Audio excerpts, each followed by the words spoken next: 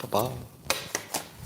Good morning, everybody, and welcome to the highlight of human civilization, the thing that's better than everything else. It's called Coffee with Scott Adams, and if you'd like to take this experience up to levels that can only be described as stratospheric, well, all you need is a cup or a mug or a glass, a tankard, chalice or stein, a canteen, jug or flask, a vessel of any kind. Fill it with your favorite liquid. I like coffee. And join me now for the unparalleled pleasure, the dopamine hit of the day, the thing that makes everything better. It's called the simultaneous sip, and it happens now. Go.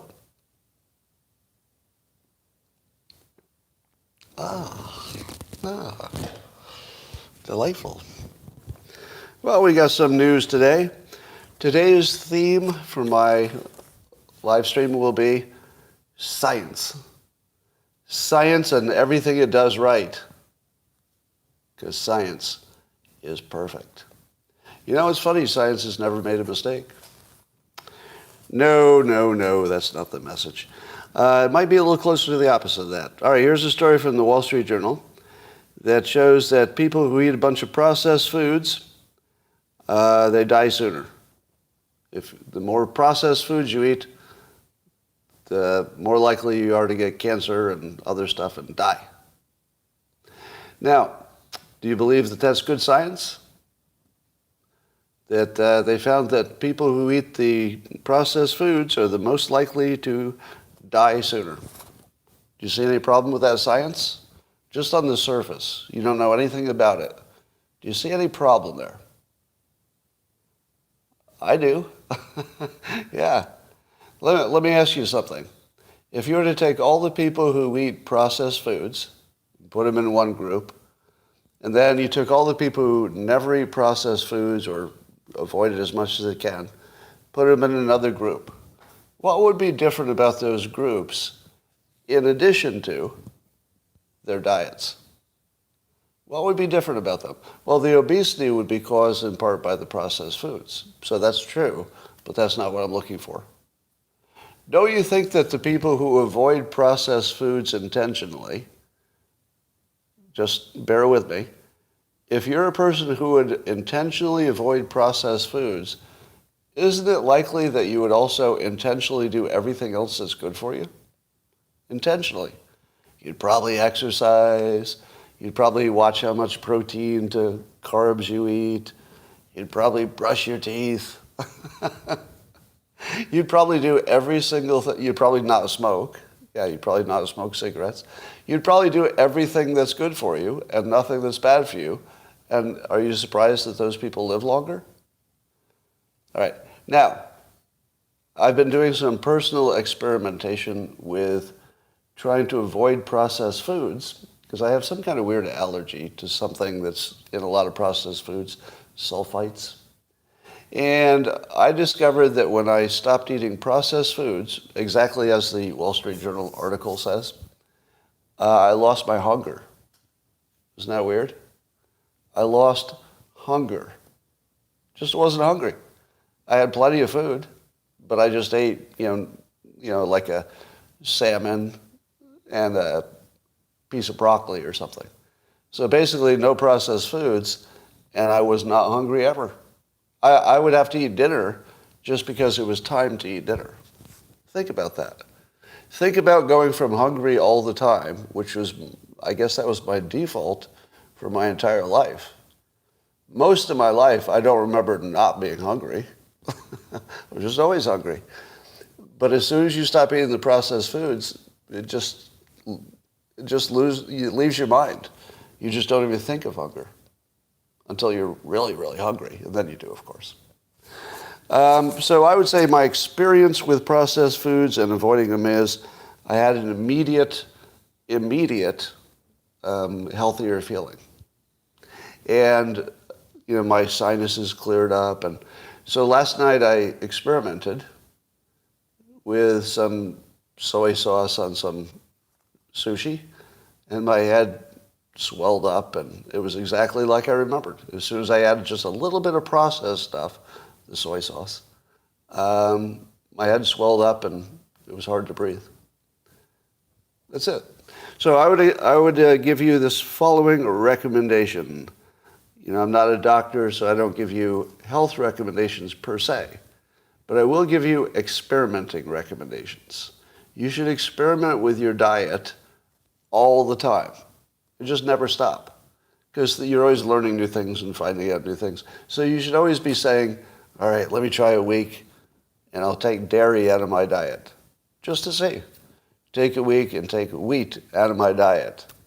Just find out. I also experimented eating Subway subs. Do you remember when they had the commercials that said you could lose weight eating Subway? And I thought, that can't possibly be true, because it's mostly this big piece of bread and, you know, all the sauces and stuff. How in the world could you lose weight eating Safeway? So I've actually done this experiment where I'd say, all right, I'll replace 2 meals a week with my favorite 12-inch Subway. So it's not even a small one. It's a 12-incher. And I would absolutely lose weight. I've tried that experiment several times. And if the only thing I do is replace 2 meals a week with a Subway, I actually lost weight. And I didn't do anything else different. So that's an example of an experiment that could change your whole life. Experimenting with your diet is probably one of the most effective things you can do for your happiness and success. All right, but I'm not sure this specific study was necessarily telling you what you needed to know. All right, here's another one. Loneliness kills. So there's a study saying there's a very high correlation that lonely people, the most socially isolated, have a much higher risk of dying early. Is that good science? The people who don't have friends and are isolated are the ones who die soonest. All right, now let's do the experiment again. We're going to take 2 groups of people, and they're going to be standing in a public square. One group has no friends, but we'll make them stand together anyway because it's funny. And another group has lots of friends. And you're going to look at those 2 groups. Do you notice anything different about them? Anything different? Yes, the people with lots of friends will look attractive and healthy. That's why they have lots of friends. People like to be around attractive, healthy people who've, you know, got something going on. People who have energy. Basically, all the things that signal good health are exactly the things that draw people to you. That's what makes you a magnet for other people. Because they go, oh, here's somebody who has no problems, they're always in a good mood, seem healthy. I think I'd like to hang around with that person.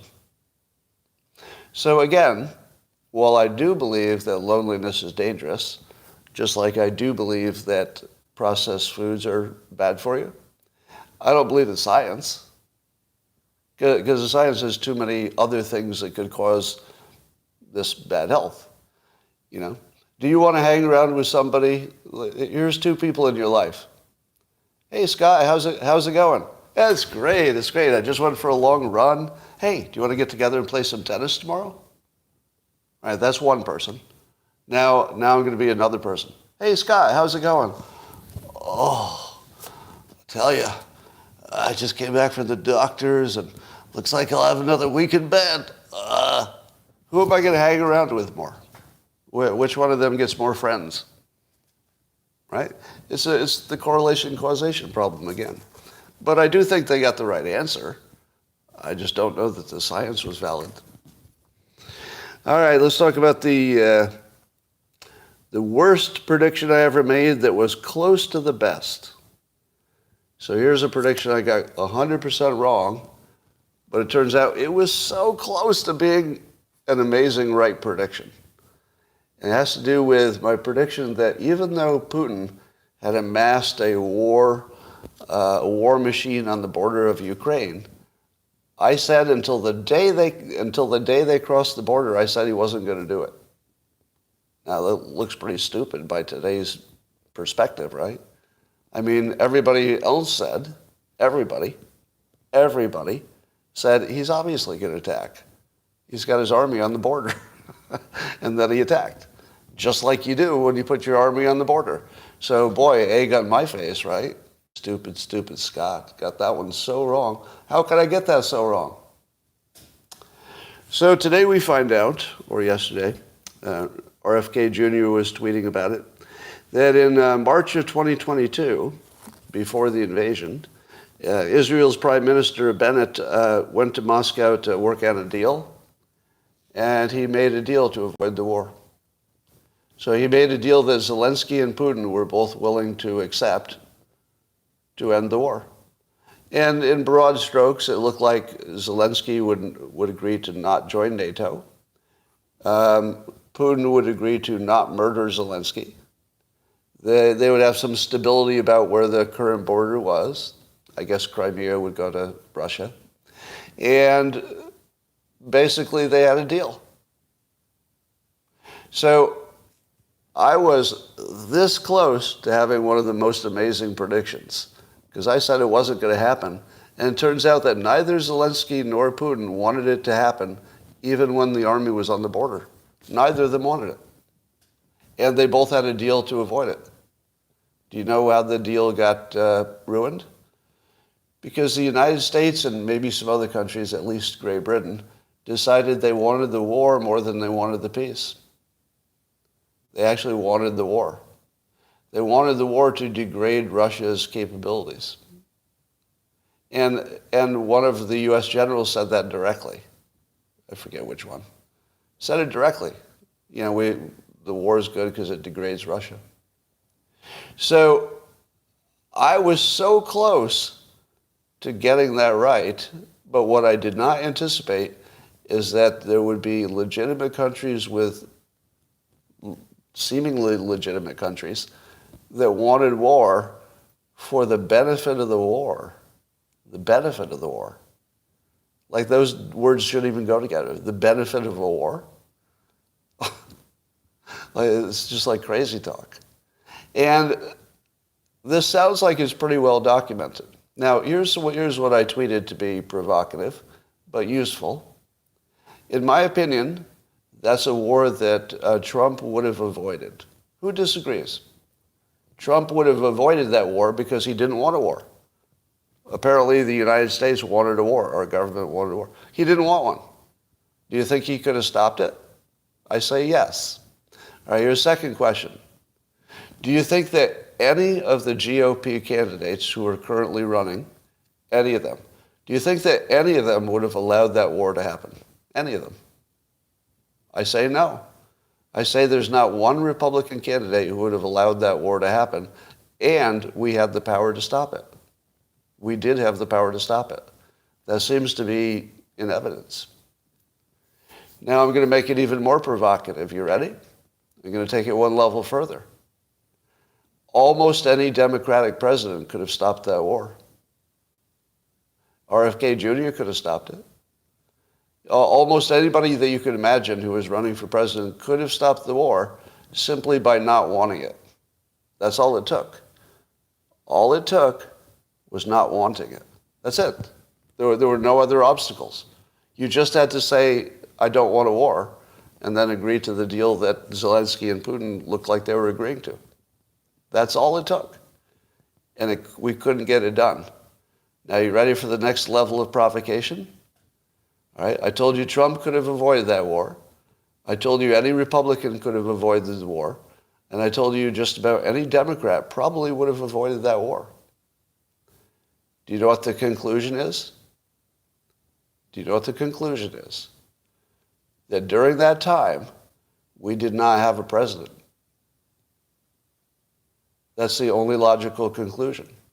Because any functioning president of the United States would have easily stopped the war. Just hold that in your head for a moment. Any president of the United States would have stopped that war. We didn't have one. We actually didn't have a president. I feel like that's an evidence now that we didn't have a president, which would indicate we don't have one now. Right? In other words, Biden he didn't have the faculties to be a real president. We acted exactly like we didn't have a president. Am I wrong? I'm looking at your comments to see if there's any pushback. We acted exactly like we didn't have a president. We didn't have a commander-in-chief. There just wasn't one. Because the military-industrial complex apparently got everything they wanted. And that's not what happens when you have an actual president. Unless the president's so deeply in their pockets, of course. Yeah. So if I were Trump and I wanted to make that point, that's the way I would say it. I would say, I would have stopped that war, but you know what? So would everybody running against me. So would any Democratic president. We didn't have a president. We didn't have one. If you'd like a president, after 4 years of not having one, I'm offering that to you. What do you think? Pretty good, right? Yeah, Brzezinski. Yeah. And then his daughter on MSNBC. All right. All right, so Trump did an interview on Fox News with Bret Baier, and everybody who hates Fox News is hopping mad, and Brit Hume made things worse by mocking Trump's performance in the interview. And what Brit said was Trump's defense of why he took the classified documents was sort of basically seemed to verge on incoherent. That's what Brit said. And he said it was not altogether clear what he was saying. So I went back and listened. When you hear something like, oh, a president is saying something incoherent, my mind goes to God Save the Queen and everything that Biden does, where he's just incoherent. But I thought, Trump was incoherent? Really? So I thought, I'm going to have to hear that myself, because that would be big news. If Trump suddenly started acting incoherent, that would be big news to me. I mean, that would certainly change a lot about my opinion if he started acting incoherent. And here's a big news guy, trusted, I have a lot of respect for Brit Hume. If he says he watched it and it looked incoherent, that sounds credible to me. But I wanted to see it for myself. And I didn't see anything incoherent. Did you? Did anybody watch the interview? And to me, it seemed maybe not passing the fact checking, but that's normal. But he said something very clear. I didn't have time to look through the boxes. So it wasn't that I was resisting. I just didn't have time to look through all the boxes and sort it out. We were still negotiating. Now, again, I'm not saying it's true. I'm saying it was perfectly easy to understand. He didn't have time to go through the boxes, and that it was all declassified by the act of taking him with him. How is that confusing? I'm confused about why that's confusing. It's exactly what he's been saying, and we all understand it. It might not be all of the story, and it doesn't mean it passes legal muster. I'm just saying it's an easy to understand story. It's pretty straightforward. So I'm a little puzzled by the pushback on how bad he was. The only thing I saw that was clearly a mistake was his haircut. Did you see? He needs to fire whoever let him go on camera with the way his hair was combed. It's always interesting, but it was just a disaster. Like, I couldn't not look at it. I was like, what happened to your hair? Who did that to you? All right. So that was a sort of a story, non-story. Here's something that's blowing me away. I guess the one thing that Briz said he did that was a mistake. I didn't see the clip on that, but it sounds like a mistake. That when asked how he would win back women, I guess suburban women or something, he complained that he didn't really lose the 2020 election. I don't think that was the right play. I think he's going to need more future-looking stuff to get it done. But according to some polls, Trump is trailing Biden in the general election. And I asked myself, how in the world is that possible? How in the world could Biden be beating Trump in a poll right now? Like, obviously we're all watching our own little biased news sources. So if that's not the news source you're watching. But it seems to me that if you were to look at the things that Biden did, from blowing the removal of forces from Afghanistan, nobody thinks he did that right. If you look at the severity of the lockdowns and the rights that he took away from people, nobody thinks he got that right, I don't think. And if you look at the Ukraine war, I think people would reasonably think that Biden was the problem there, and that the war itself wouldn't have even happened without him being degraded, which is what I believe. Yeah, inflation, he would be directly involved in that. And I just don't understand. Well, I do understand. So I'm saying that with hyperbole. I think what it does is it shows you the power of the press, that people have been propagandized to the point and brainwashed that they think he did a good job because there was a, what did he get passed? Infrastructure bill?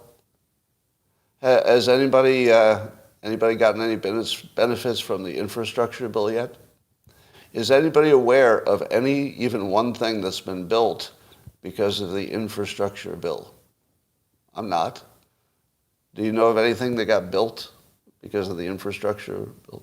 Now, presumably there will be lots of things that get built.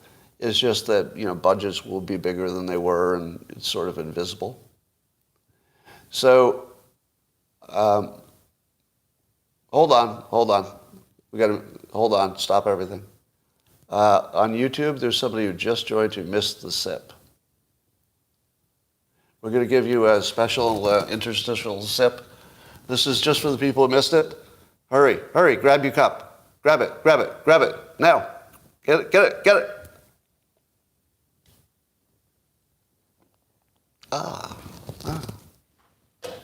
That was just for you who came in late. I like to take care of everybody. You're all my special people. All right.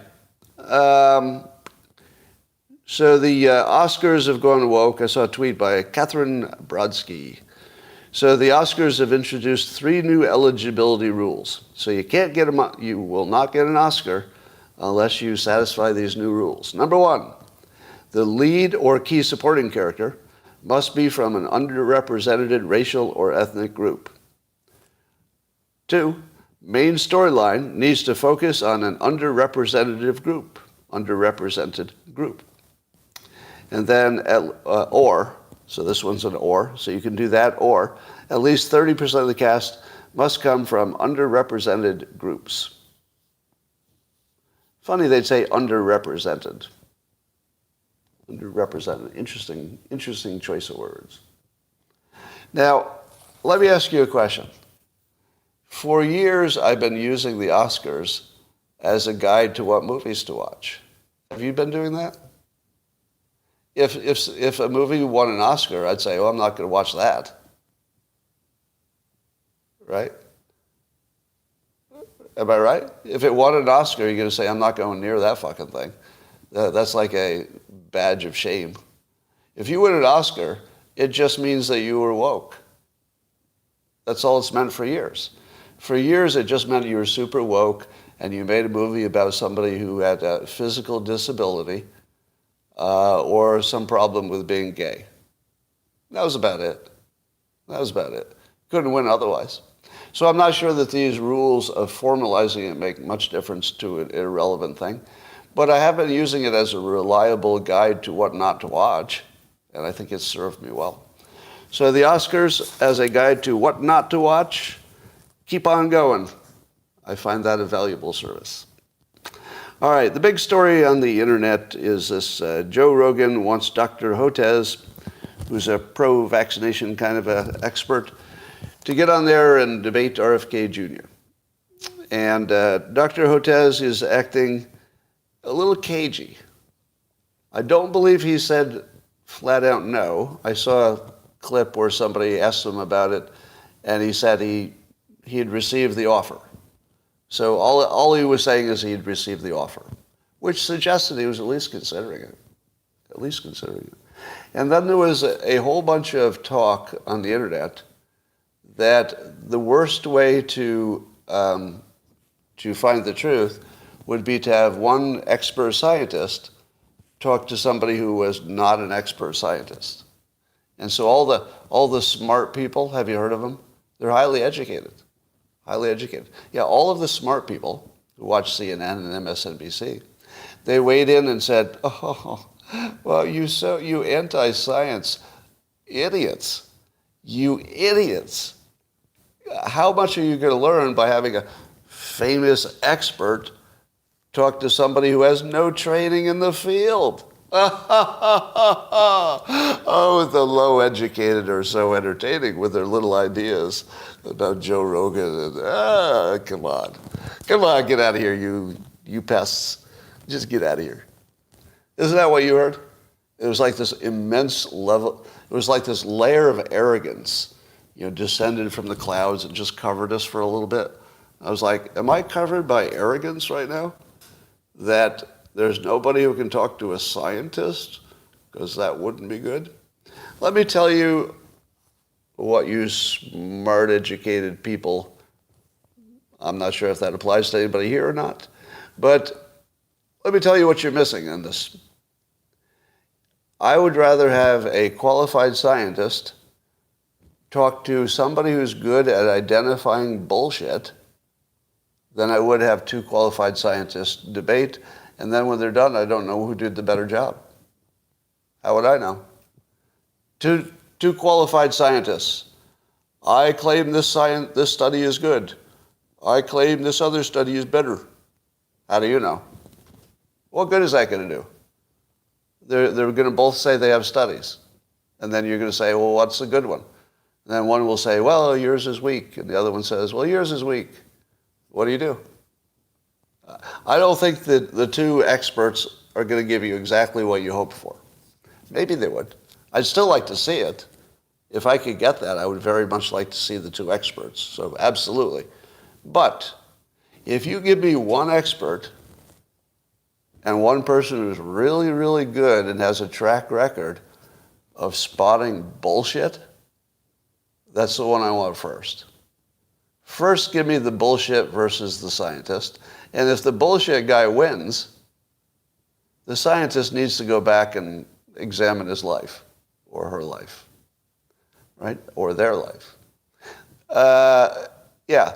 And if the scientist is afraid of the bullshit spotter, which is what RFK Jr. is, he's a bullshit spotter, doesn't mean he's right. Yeah, right? I'm not saying that he's always right. I don't even have a good opinion on all of his vaccination claims and whether he's mostly right or mostly not right. I don't even know.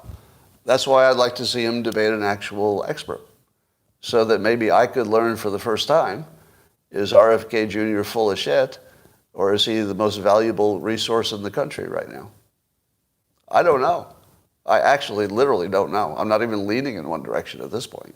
I'm so non-informed, even though I try to be. Now, part of the pushback here is that scientists are not persuasive. They don't learn to be persuasive necessarily. Whereas you put them on next to some professional politician or a talking head pundit type, and that's going to be a persuasive person who communicates really well. So the scientists are like, oh, it'll only make things worse, because the persuasive person will look like they won the argument even when they didn't, because I had all the science, they had all the bullshit, but their bullshit was so good, it looked better than my science. So they're afraid to get in the ring with somebody who might be good at bullshit. To which I say, science without persuasion is useless. I don't care how much science you have in your head. You've got to tell us. You got to share that stuff. You got to get other people involved, right, to build stuff. It doesn't matter how much you know privately in your own little private head. You got to get that shit out of your head. You got to spread it out there. Writing a paper, that helps. But if writing a paper doesn't get it done, as in the public's opinion about vaccinations, the scientific papers aren't going to convince the public, and it's the public you need to act differently. So if you don't learn persuasion, and you don't get somebody who has the skills and the ability to communicate, your science is wasted. So I offered today to Dr. Hotez, just on a tweet, who knows if he'll see it, he's probably checking Twitter lately, but I offered that I would help him persuade. I'll give him a little persuasion lesson. Because he needs to know how to handle the laundry list persuasion and also the potential that he's worried about that RFK will move the goalposts. I can tell him how to solve both problems in advance. And I've told you how to do it. Here's how you do it. RFK Jr. has lots of claims. If you debunked one, the worry is he just moves to the next one. And you're like, okay, all right, here's another half hour. I debunked that one. And then he'll just move to the next one. And then you run out of time. And the audience is going to say, well, he had a lot of claims, and you only had to debunk for a few of them. So, right? So I can see why you wouldn't want to walk into that trap. So I've suggested on Twitter and elsewhere that he don't do the debate unless RFK Jr. can reduce it to 3 claims. 3 just because it's more than one, but it's not too many. Just 3 claims. And I'll give you an example. A claim might be, this set of shots were not sufficiently tested. Right? We didn't do enough testing. That would be a claim. It's either true or false. And that would be very useful for me to hear debated. Because I think the expert would say something, well, we didn't do the usual kind, but the kind we did is good enough. Something like that. That would be the argument. Maybe another one would be that more people died from the vaccination than the COVID. I don't know if RFK Jr. makes that claim. I'm just making up claims. So, but that's very specific, right? I mean, you would look at the data, and they would probably have competing data. I don't know if that's a claim. I'm just making up claims now. So don't assume that RFK Jr. believes any of this stuff. I'm just making up stuff. So if you take it down to 3 claims, and then you say to Joe Rogan, it's your job to not let him move the goalpost. He's made 3 claims. The moment he starts to stray from those 3 claims, I need you, Joe Rogan, to say, stop, come back to the claim. Under those conditions, I will debate.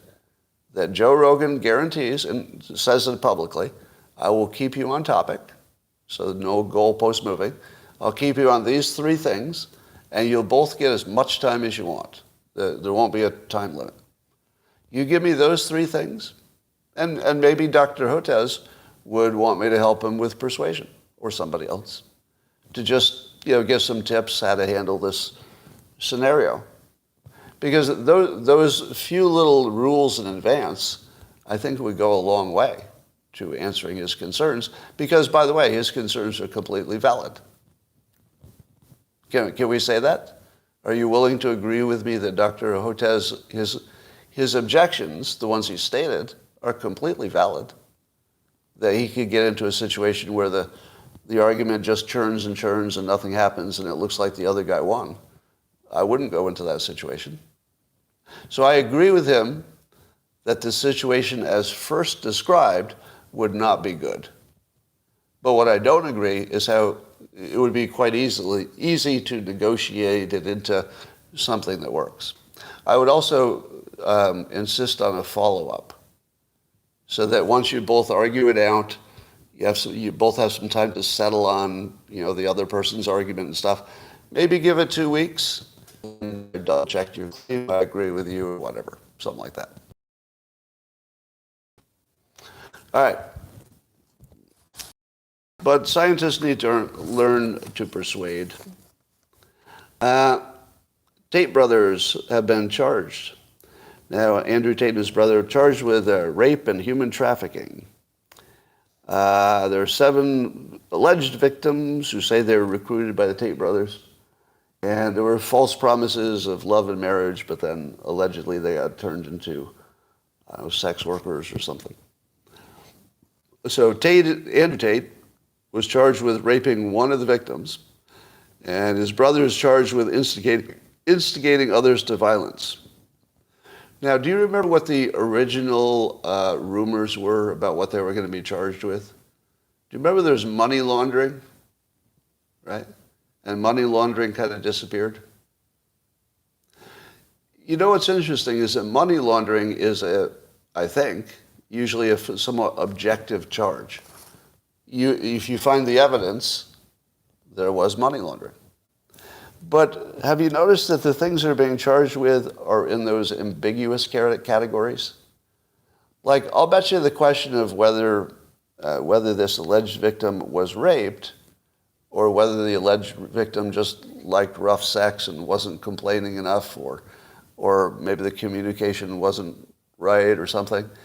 And so one of them is charged with rape that probably is going to be closer to, a date rape. Now, date rape, still rape, all right? I'm not trying to soften the crime. I'm just saying that there are two categories.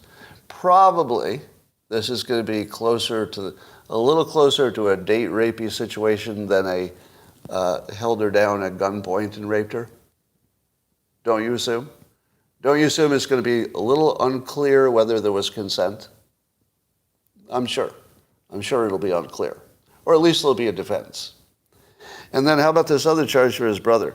Charged with instigating others to violence. Do you think instigating others to violence is an objective thing, where you just look at the facts, well, there it is? Or is it subjective? Do you think knowing whether somebody was instigated to violence, I mean, was he like a crime boss? Did he say, your assignment is to go do some violence? What does it mean to instigate it? Is it like Trump instigated an insurrection on January 6th, as in the thing that really never happened? Is it that kind of instigating? So I'm going to double down on my original opinion. There's something about this that stinks. I don't know what it is, and I absolutely am not defending the Tate brothers from anything they've done. I don't know what they have done. I don't know what they haven't done. I just know that from 30,000 feet looking at this, it looks sketchy as hell. It looks like somebody is trying to bring them down and look for whatever they could do, however they could do it. It looks like it started either personal or political, and then they're just looking for the reasons. That's what it feels like. So, just to be super clear again, I do not support the Tates or anything they've done. I dislike Andrew Tate specifically. But this doesn't look like an actual legal process. There's something wrong with it. I just don't know what. And I think we should care about that. Even if you don't like those two individuals, you should care about something like this, because it doesn't look right to me. All right. Rasmussen did a little polling about how people feel about the Wuhan leak. And here's one of the questions. Do you agree with the statement that China lied, Fauci lied, and people died? 60% agreed with that. 60% of the country thinks China lied, Fauci lied, and people died because of the virus and the Wuhan connection. 32% disagree, so it wasn't even 25%. All right. Now, given that Dr. Hotez is in the news and vaccinations and stuff are in the news, and it probably is important to figure out who are the bad guys and who got things right and who got things wrong, I decided to do not a deep dive, but just a little searching to find out what let's say the mainstream media opinion is about vaccinations as of today, because I wasn't really sure. If you watch the right-leaning, Twitter sphere, you would think that every piece of new information that's come out in the last year shows that the vaccinations totally didn't work and they just hurt people. How many of you would say that's your experience? In the past year, 100% of any news you saw about the vaccinations suggested that they were bad and ineffective. Everybody knew it, and it killed more people than it saved. How many of you believe you saw that and it looked credible to you? Because I've seen a bunch of them. I'm not saying they're true. I'm saying I've seen it.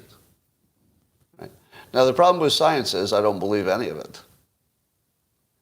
Science is just not a credible field anymore. I hate to say it. It's just not a credible field. Now, it can find credibility over time with things that people don't care about, right? If science finds a new battery that works better, that probably is a good thing, because nobody had an opinion about the battery. As long as there's no human opinions or politics involved, it probably works fine, eventually, even though half of all the studies that are peer-reviewed are bullshit. That's the actual number, half. Half of all the peer-reviewed studies are bullshit. That's known from another study that may itself have been bullshit. Anyway, so I wanted to take a look to see what is the most current news. Now, I need to ask you a favor here so it doesn't drive me crazy. Would it be possible for me to simply describe what other people think is true without you attacking me? Could you do that? Just for today? Just don't attack me, because I'm not going to give you my opinion on anything. I'm just telling you what other people are saying. All right? I just need that agreement. I'm looking at you, YouTube. All right. So there's a study that says that there's no increase in strokes after your vaccination. Stay away. Do not go after me. I'm just reading it. I'm just the messenger. Just the messenger. So it's a newish study from March of this year, and showed that within, I think, 28 days of the shot, no increase in stroke. How about clots? Again, this is not my opinion, because I don't believe science. I'm telling you that if you Google it, the first things that will come up would be that there's no increase in clots, blood clots, from the vaccinations. I'm not saying I believe it. I'm not. There you go. Goodbye, Angela. I knew you couldn't do it.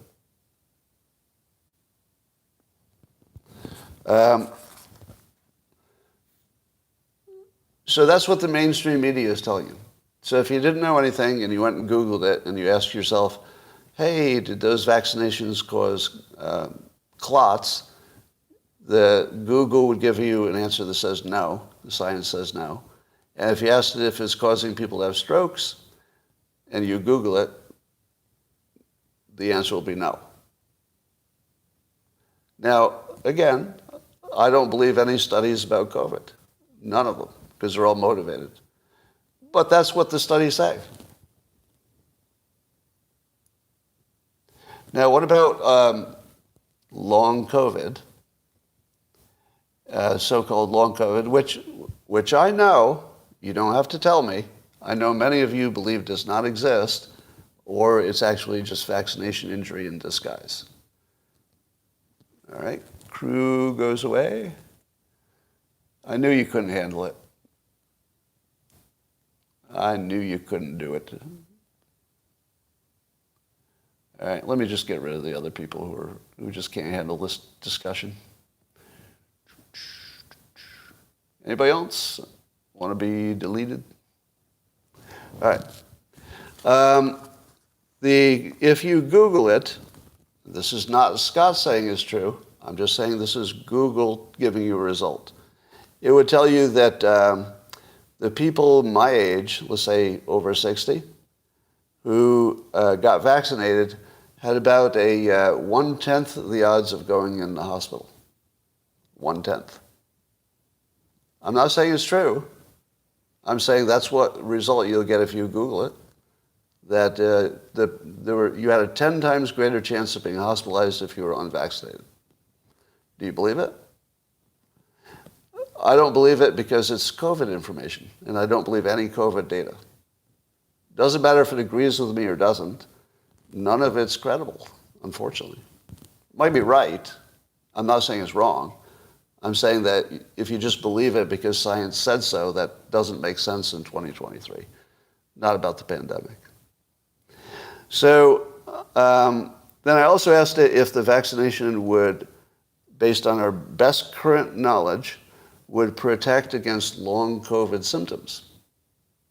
Now, those of you who believe that the vaccination itself is causing the long COVID symptoms would, then you'd have to explain why the studies show that the unvaccinated people had worse long COVID. So if you're unvaccinated totally, according to the studies, which I don't believe because I don't believe any COVID studies,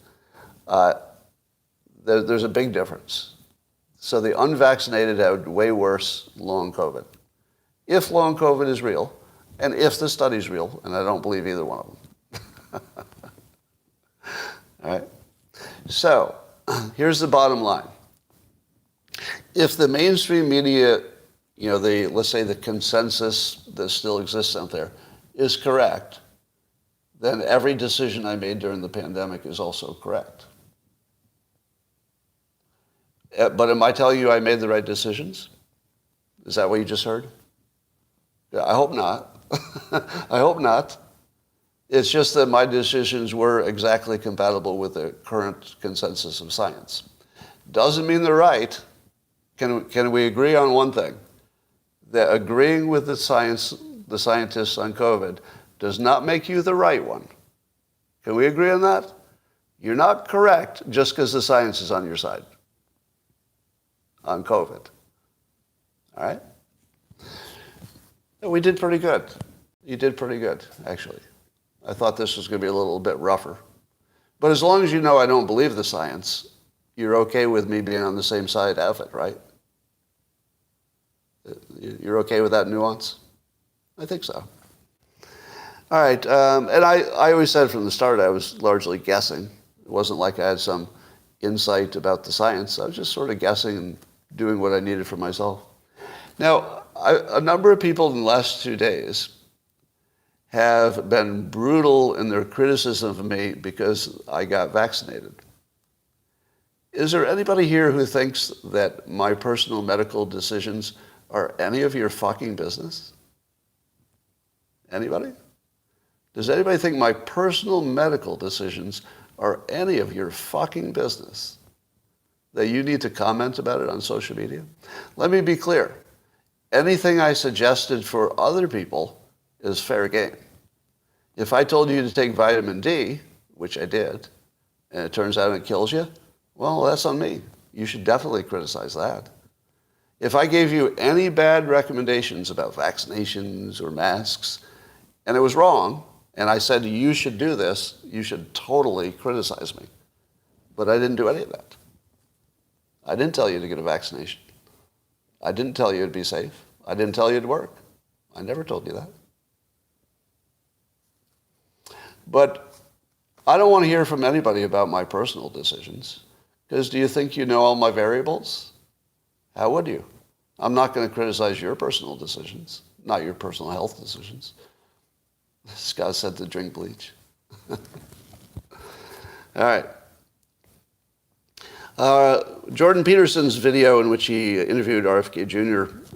has been banned on YouTube. I have a mixed feeling about that. A mixed feeling. I'm very close to agreeing that it should be banned. Like, the free speech is still the better argument, but I'm so close to agreeing with YouTube on this. Do you know why? Because every time you show one side of an argument, you make things worse. And that's what that was. Jordan Peterson talking to RFK Jr. about his vaccination opinions without the benefit of the counterpoint makes the world a worse place. In a way that's dangerous, in my opinion. In a way that's very dangerous. Now, if he'd had So here's my open question. If Jordan Peterson had RFK Jr. on, but also somebody who had a different opinion, showed both opinions, do you think he'd be banned by YouTube? If both opinions had been there? I don't think so. I think YouTube would allow a discussion of both sides. I think they would not allow, which is obviously what happened, a discussion of confidence in something that's not, let's say, the mainstream media doesn't agree with. Now, that's not to say RFK Jr. is wrong. This is Peter. You fucking piece of shit. Pieter. Adams has fallen even further. No respect. Really? What the fuck did I just say that you don't agree with, shithead? One thing. Just one thing. Just state it. Just one fucking thing that I said that you don't agree with. Go ahead. Let's see it. You've got a comment? Go ahead. Just tell me one thing I said that you don't agree with. Yeah, you silent fucking asshole. You know, I have a genuine curiosity about trolls. Have you ever met a troll? Or have you ever been one? Like this kind of troll who just comes in and insults people? Have you ever been that kind of troll? Because I don't know, I don't understand the mental part of it. Like, is there a dopamine hit that you get just from being evil? I guess. Must be a dopamine hit, right? So are these people who are literally masochists, not masochists, sadists? Are they literally sadists and narcissists? Is that what's going on with the trolls? I mean, I've never even seen a theory except that they're narcissists. But I feel like it's worse than that. Yeah. The trolls are sociopaths. That's probably the whole thing, isn't it? But even the sociopaths, do they do that stuff for entertainment? They must get a hit of something. I don't know. Well, you're all worthless and you add nothing to the world. So Andres Backhaus, one of my favorite skeptics, he's got a PhD in economics, so I often go to him to debunk studies that look like they need to get debunked. And he does an amazing job of, quickly picking out what's wrong with studies. But he was mocking me a little bit on Twitter by noting that the vaccination status is correlated with higher education. So the more education you have, the more likely you got vaccinated. Now, he was just joking around. But the implication is that smart people know to get vaccinated. So I responded to his claim that the more education you have, the more likely you are to get vaccinated, that's because I said higher education used to be correlated with better opinions about the world, right? Like when I was a kid, a person with a higher education probably had a more sophisticated and nuanced, complete understanding of topics. So you would want to pay attention to educated people. But you know what changed? It turns out that the news turned into pure propaganda, and the educated people kept watching it. And they didn't know. They didn't know what they were watching. So the so-called dumb people said, hey, that looks like propaganda to me. I think I'll go do something else. And all the smart people are like, what? I've got to wear a mask or else I'm going to die tomorrow? Sounds good. So all the most educated people are the ones who watch the news. Who's reading the New York Times? The uneducated? I mean, some, I suppose. Right. So we have this situation where the smarter you are, well, let's say the more educated you are. The more educated you are, the more likely you're drinking from the fire hose of propaganda. So you should expect that the more educated you are, the more hypnotized you will be by the brainwashing. So the more educated you are, ironically, the less you should trust their opinions. because it's not their opinions. They're assigned opinions. And the people who didn't watch the news and said basically, they didn't watch any news and were like, are you telling me you created a vaccination in 6 months? What's it usually take? 5 years. 5 years. 5 to 10 years. Wait, what? It usually takes 5 to 10 years, but this time they mysteriously got it done in 6 months? Yeah, it's totally legit. And then all the uneducated people said, no thanks. And all the educated people listened to the scientists. They go, oh, science must be true. Because of the science.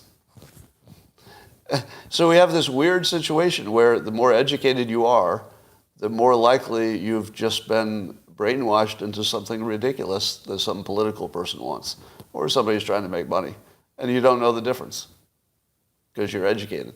And then it's worse because you say, oh, the stupid people, why can't they know as much as I do?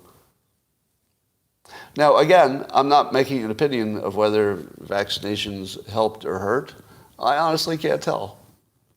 My current best opinion about vaccinations, whether they helped or hurt, even me, like even in my specific situation, don't know. I really don't know. And I also don't know how to find out. Because I wouldn't trust any study. And what else am I going to rely on? Right? I feel fine. If I feel healthy, then can I conclude that the vaccination didn't hurt me? Not really. Because you never feel perfect. And you never know if your organs are slowly rotting from the inside. How would I know? I mean, until it reaches some level, I wouldn't know. Yeah, maybe I dodged a bullet. So at the moment, if I were to go by mainstream media, if you believed it, which I don't, it would say that every decision I made about when to get vaccinated and how was exactly right. And even I don't think that's true. Because if I was exactly right, it was from guessing. It would have been from guessing. It definitely would not have been from all my smart scientific knowledge.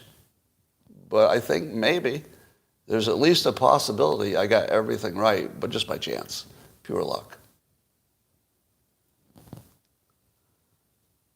All right. Did they vaccinate me with processed foods? Oh, why are all the excess deaths in all vaccinated populations in all countries? And the answer is that, do I want to get into this? Let's see. I got to check my my desire for conflict this morning. Sure. Yeah, I guess I'm ready for some conflict. Do you think that the mainstream media's data about excess deaths looks anything like the stuff you're seeing?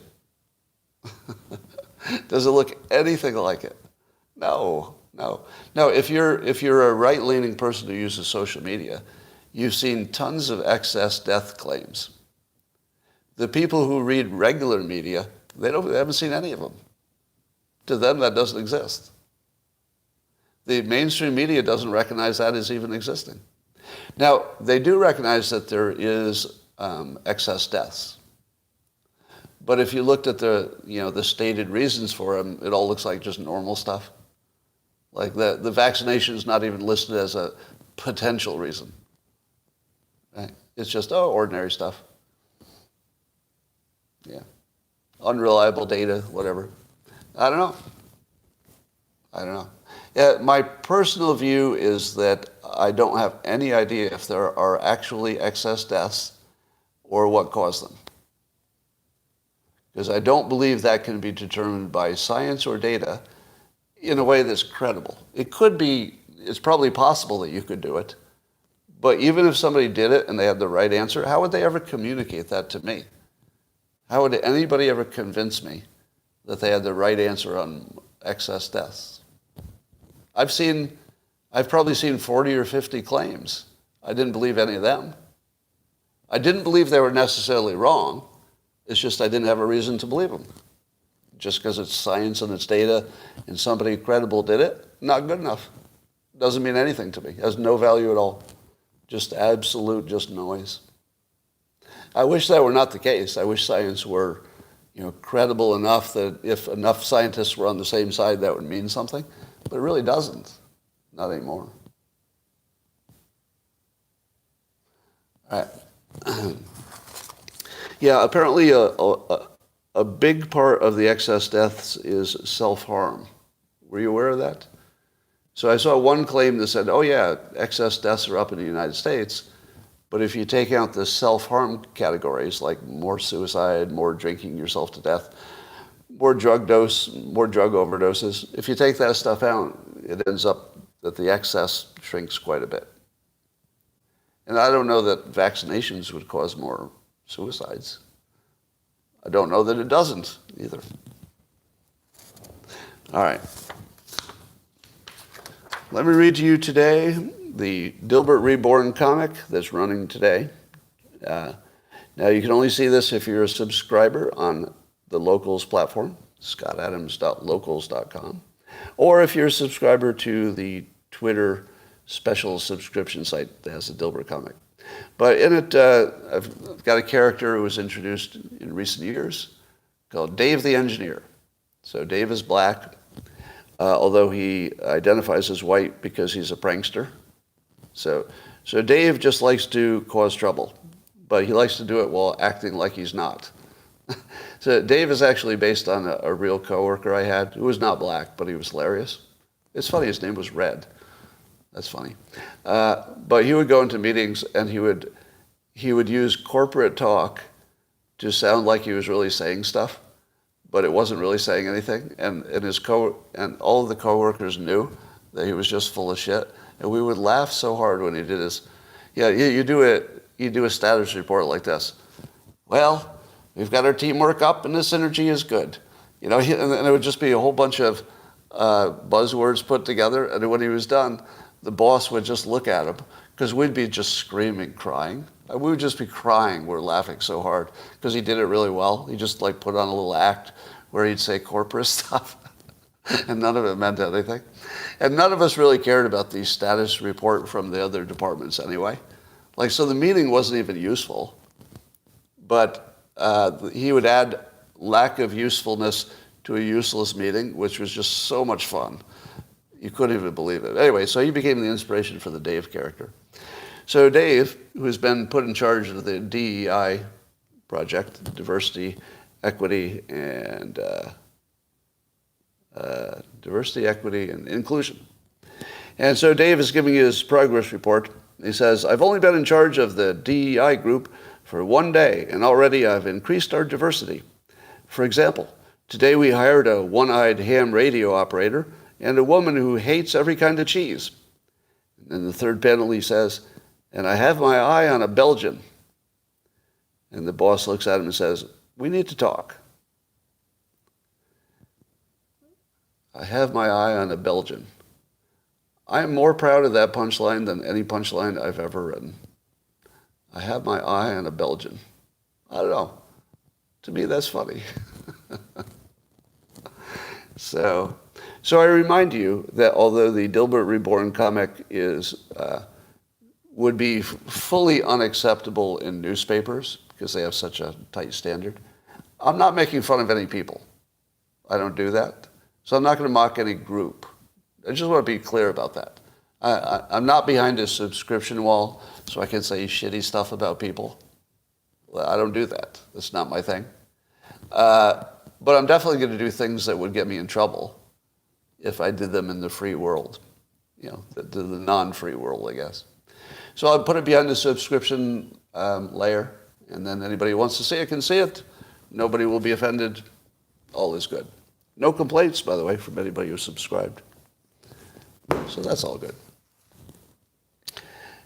Chris, you're a Belgian? Good to know.